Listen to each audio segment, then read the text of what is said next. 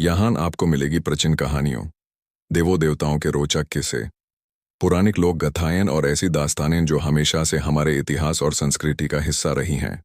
हर कहानी के साथ हम आपको ले चैलेंज एक अद्भुत सफर पर, जहां विश्वास, अध्यात्म और लोक कथाएं मिलती हैं एक साथ। अगर आपको प्राचीन कहानियां, लोक किस्से और देवों देवताओं के रहस्य पसंद है, तो ये चैनल है सिर्फ आपके लिए। साती का जन्म और उनकी दिव्या शक्ति।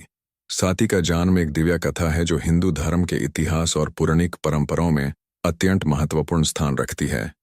साती, जो कि दक्ष प्रजापति की कन्या के रूप में जन्मी थी, अपने जन्म से ही एक अलौकिक तेज और शक्ति की प्रतीक रही। वह आदि शक्ति का अवतार मानी गई, जो प्रकृति और पुरुष के सम्यक संगम का प्रतीक है। कथाओं के अनुसार ब्रह्मा जी ने जगत के सृष्टि क्रम को स्थिर करने के लिए दक्ष प्रजापति को अपनी संतानों के माध्यम से विश्व के विकास का कर्तव्य दिया। इसी क्रम में सती का आविर्भाव हुआ, जो केवल एक राजा की कन्या ही नहीं बल्कि दिव्या ऊर्जा का प्रत्यक्ष रूप थी। बचपन से ही उनमें ज्ञान, तप और भक्ति की ज्वाला प्रकट होती रही, जिससे यह प्रतीत होता था कि उनका जन्म किसी विशेष उद्देश्य के लिए हुआ है। सती के जीवन का सबसे अद्भुत पहलू यह था कि दक्ष प्रजापति की कन्या होने के बावजूद उनका मन हमेशा महादेव यानी भगवान शिव की ओर आकर्षित था। शिव, जो विश्व के विध्वंसक और पुनर्निर्माण करने वाले तत्व के स्वरूप हैं, सामाजिक रीति रिवाजों और भोग विलासों से परे एक दिगंबर योगी थे। दक्ष प्रजापति जैसे राजा और यजनिक व्यक्ति के लिए यह कठिन था कि उनकी कन्या का हृदय ऐसे देवता पर लगे जो लोक मर्यादा से परे और सामाजिक दृष्टि से अलौकिक मानी जाते थे। परंतु साती के हृदय में जो प्रेम और भक्ति महादेव के लिए थी, वह केवल एक आकर्षण या मोह नहीं, बल्कि आत्मा का परमात्मा के साथ जुड़ाव था। इस भावना में दिव्यता थी, जो साफ करती है कि साती वास्तव में आदि शक्ति थी, जो अपने अर्धंग शिव के बिना अपने अस्तित्व को अपूर्ण मानती थी। सती की दिव्या शक्तियों का वर्णन भी प्राचीन ग्रंथों में मिलता है। उनमें एक प्रकाश था जो सामान्य मनुष्य से परे था।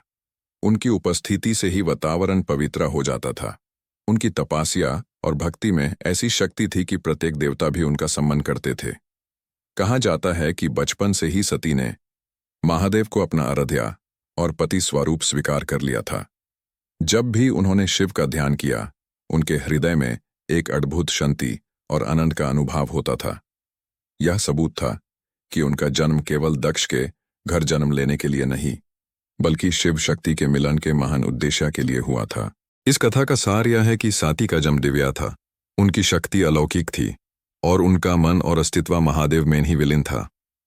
भले ही दक्ष प्रजापति ने इस संबंध को समझने से इनकार किया और साती के प्रेम को सामाजिक मर्यादा के खिलाफ माना, परंतु सती का हृदय हमेशा यह कहता रहा कि शिव ही उनके सत्यापति और जीवन के सार हैं।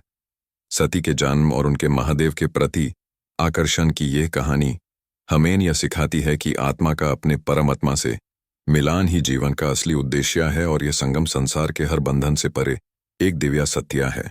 शिव और साती का मिलन, सती का तपस्या और शिव का सन्यासी स्वरूप, दोनों का अनोखा प्रेम संबंध शिव और साती का मिलान भारत के इतिहास और धार्मिक कथाओं का एक ऐसा अंश है जो दिव्या प्रेम और अध्यात्म के मिलान का प्रतीक है।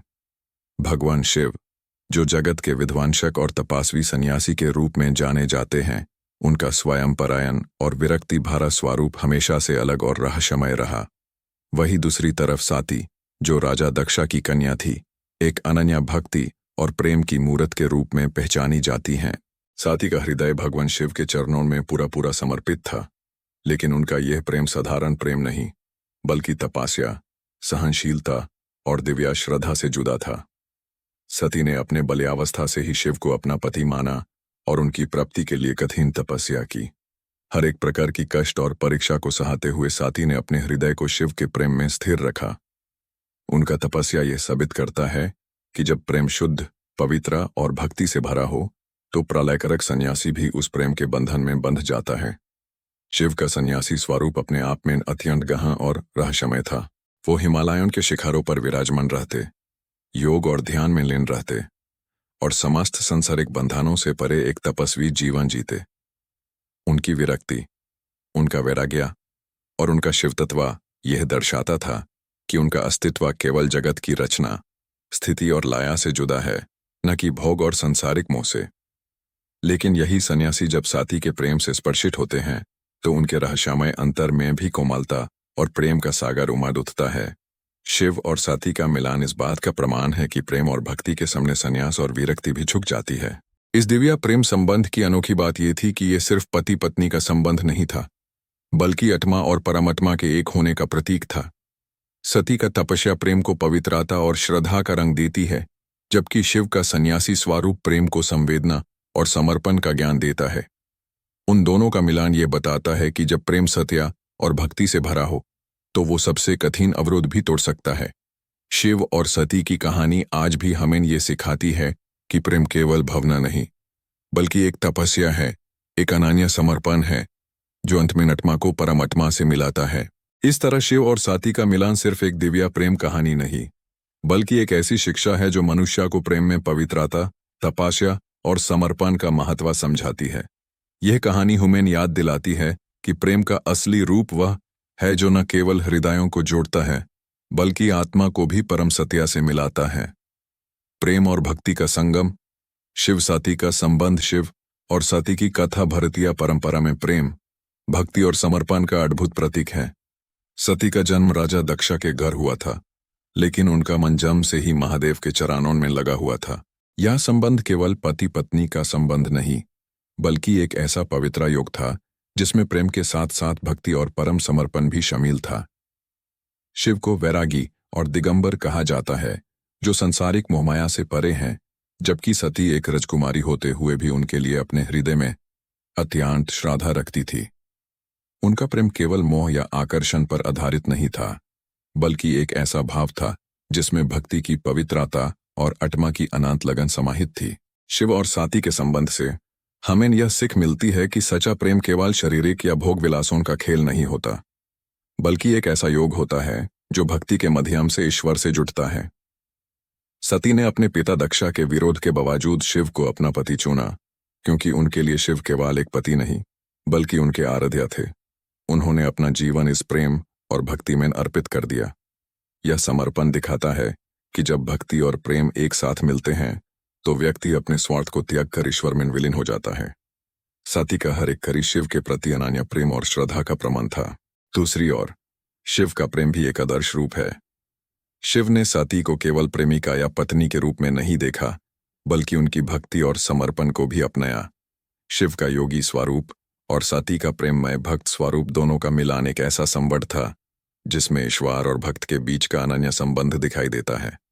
यह कथा हमें यह भी समझाती है कि प्रेम और भक्ति के बिना कोई भी संबंध अधूरा है। प्रेम बिना भक्ति केवल मोह हो सकता है, और भक्ति बिना प्रेम कठिन तप लगती है। लेकिन जब प्रेम और भक्ति दोनों एक साथ होती हैं, तब वो समर्पण का सर्वोत्तम रूप बन जाता है। शिव सती का संबंध हमें यह संदेश देता है कि जीवन में प्रेम का मूल उद्देश्य केवल हृदय को जोड़ना नहीं, बल्कि आत्मा को ईश्वर से मिलाना है। यह कहानी हमें यह सिखाती है कि प्रेम तभी सार्थक होता है जब उसमें भक्ति और समर्पण का संगम हो। सती का बलिदान और शिव का वैराग्य दोनों मिलकर प्रेम और भक्ति के सभा से उच्च रूप को दर्शाते हैं। इसीलिए शिव सती का संबंध हमेशा से भारतीय संस्कृति में प्रेम, भक्ति और त्याग का प्रतीक माना गया है। दक्ष का अहंकार, राजा दक्ष का शिव को न मानना और उनकी अवहेलना। पौराणिक कथाओं में राजा दक्ष का घमंड और उनका भगवान शिव के प्रति अपमान भरा व्यवहार एक अति महत्वपूर्ण घटना है, जो हमें अहंकार के विनाशकारी परिणामों का बोध कराती है। राजा दक्ष प्रजापति और ब्रह्मा जी के पुत्र थे। उनका राज्य समृद्ध था, उनका पद ऊंचा था और उनके पास शक्ति और सम्मान भी था। लेकिन इस सब के साथ साथ उनमें अहंकार भी उत्पन्न हो गया। उन्हें लगता था कि उनकी अपेक्षा कोई भी देवता या प्राणी श्रेष्ठ नहीं है। इसी अहंकार के कारण उन्होंने भगवान शिव को अपमानित किया, जो अंतिम रूप से उनके लिए कष्ट और विनाश का कारण बना। कथा के अनुसार दक्ष की पुत्री सती का विवाह भगवान शिव से हुआ था। सती शिव को परम पति और जगत के अडी देव के रूप में मानती थी, लेकिन दक्ष अपने अहंकार के कारण शिव को एक अवधूत, योगी और श्मशानवासी के रूप में देखते थे। उन्हें लगता था कि शिव उनके राज परिवार के योग्य दामाद नहीं हैं। दक्ष के मन में यह बात पक्की हो गई थी कि शिव की पूजा और मान सम्मान उनकी सामाजिक मर्यादा के खिलाफ है। इसलिए उन्होंने हमेशा शिव की अवहेलना की और उन्हें अपने मन से कभी स्वीकार नहीं किया। एक समय ऐसा आया जब दक्ष ने एक महायज्ञ का आयोजन किया। इस यज्ञ में उन्होंने सभी देवताओं, ऋषियों और महानुभावों को बुलाया, लेकिन जानबूझकर भगवान शिव को निमंत्रण नहीं दिया। सती को इस बात का ज्ञान हुआ तो उनका हृदय दुखी हो गया। उन्होंने सोचा कि पिता के यज्ञ में जाना उनका कर्तव्य है। शिवजी के माना करने के बाद भी वे अपने पिता के घर पहुंच गई। वहां पहुंचकर उन्होंने देखा कि यज्ञ में शिव के प्रति बहुत अपमान और निंदा हो रही है। राजा दक्ष ने अपने शब्द और व्यवहार से शिवजी को तुच्छ और अवहेलनीय बताया। यह देखकर साती का हृदय भरी दुखी हो गया और वे अपने पति का अपमान बर्दाश्त न कर सकी। उस शर्म और क्रोध से उन्होंने अपने प्राण अग्नि में अर्पित कर दिए। इस घटना से जगत में भयानक आक्रोश उत्पन्न हो गया।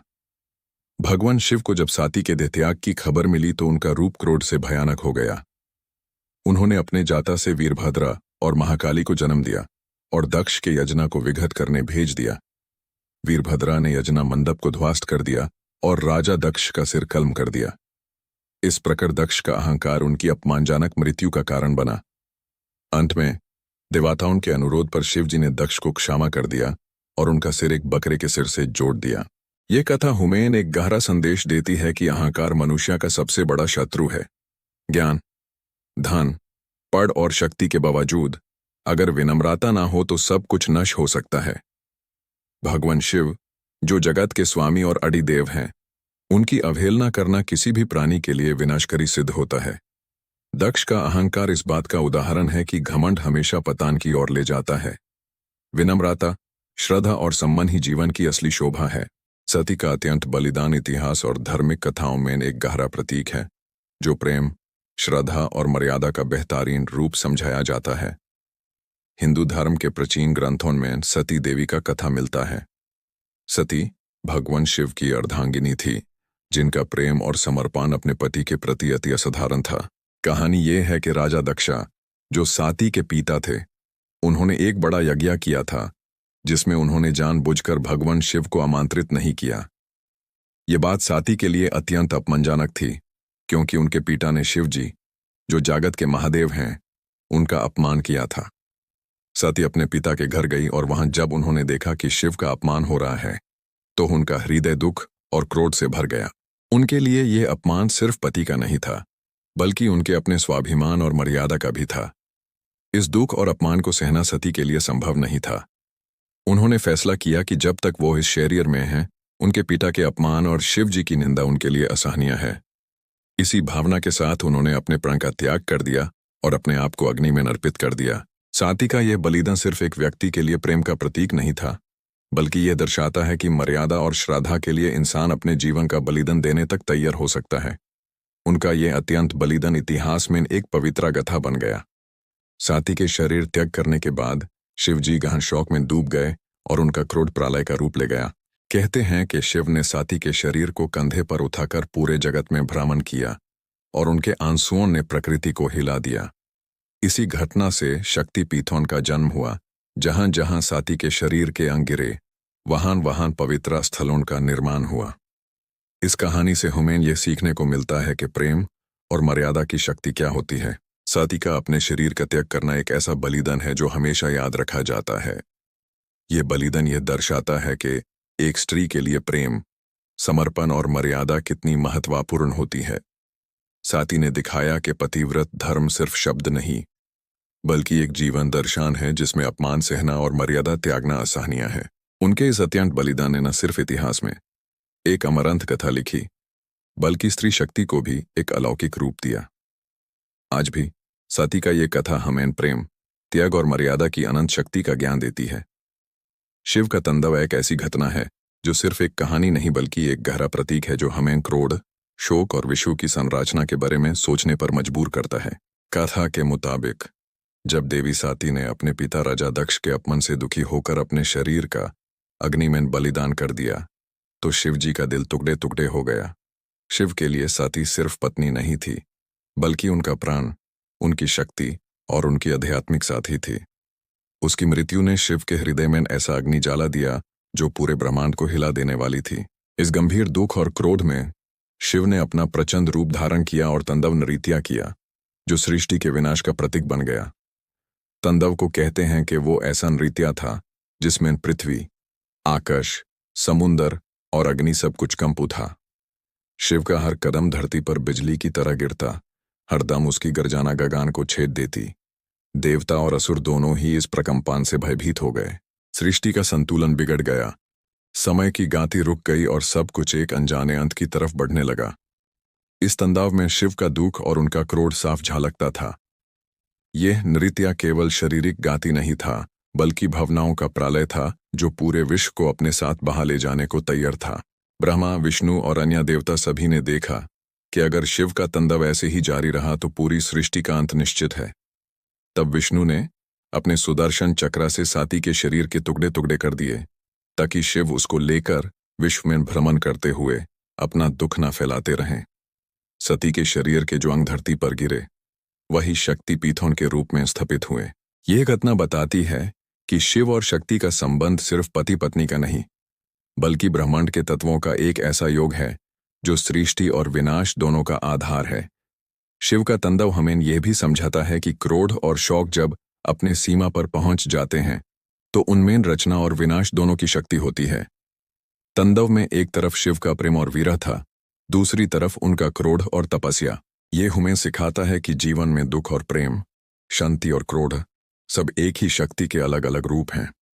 शिव का तांडव केवल एक कथा नहीं, बल्कि एक आध्यात्मिक संदेश है कि हर अंत के बाद एक नया आरंभ होता है और हर विनाश में एक नई रचना छुपी होती है। इस प्रकार शिव का तांडव ब्रह्मांड के गहन रहस्य और मानव भावनाओं की गहराई को दर्शाता है।